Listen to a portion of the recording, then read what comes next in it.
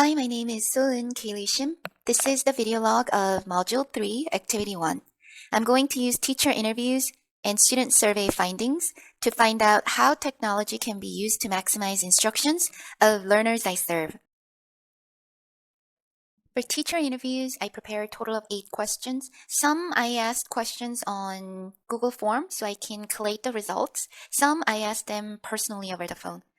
So here are the list of questions. For getting to know you student survey, I used Google Forms, and there were total 9 multiple choice questions followed by 2 short responses, and multiple answers were possible. It was conducted on November 12, 2022. And these are the list of questions. Let's start with the teacher interviews. Who, purpose, and outcome of the survey. I interviewed 5 ESL teachers teaching elementary level students in South Korea. Purpose.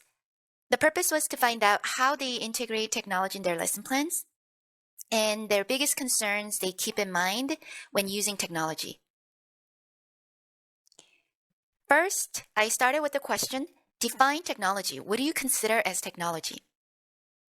Answers included electronic devices such as TV, computer, smartboard, smartphone, iPad and tablets, and speakers and beam projectors.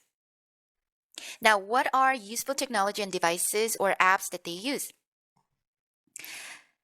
A lot of the teachers use PPT and its alternatives such as Prezi and Canva. They also use YouTube, TED, and movie clips for showing visual aids like videos. And teachers also use Quizlet, ClassCard, BrainPop, etc. for teaching vocabulary and new concepts. You can see detailed results and charts in the Prezi that I'm going to share. But for this video, I'm going to sum up the 2 main findings. First, teachers share the same goal in integrating technology in class. This makes the class more fun and engaging for students, and it maximizes the instructions exponentially. However, access to technology in Korean schools seems to be quite limited. Teachers I interviewed mainly use technology for delivering contents rather than allowing students to have direct access. In a way, this sort of limits opportunities for student-centered learning. There are definitely pros and cons to giving students full access to technology, and this ties into one of the biggest concerns of integrating technology in lesson plans. Can teachers stay up to date with emerging tech? From this survey, I wanted to find out exactly what the students' goals and expectations for coming to class is. So let's start with a couple of the questions. Again, for the brevity's sake, I'm focusing on some of the key findings. What is your favorite course in the English class you're currently taking? Students responded, presentation and multimedia lessons, such as watching movies, debate, and vocabulary building as their favorite courses. Next, what do you want to improve the most by taking my class? And students responded, speaking and grammar for accuracy. From this survey, I was able to clearly see which activities my children enjoy the most and what they want to achieve from my classes. That was presentation and grammar. So how do I apply these results in my class? First, project-based learning. PBL is a great way to incorporate students' interests, passion, and hobbies as it allows for room for creativity. So here are a couple of the example activities. 1, the final reading presentation. Students choose their own favorite reading passage, summarize the reading, conduct extra research to find further information, and present their findings. This is a great way to incorporate all 3 of John Hattie's visible learning strategy. First, summarization. Effect size of 0.79, strategy to integrate with prior knowledge, effect size of 0.93, and reciprocal teaching, John Hattie's effect size of 0.74. Another activity that I would do is role playing.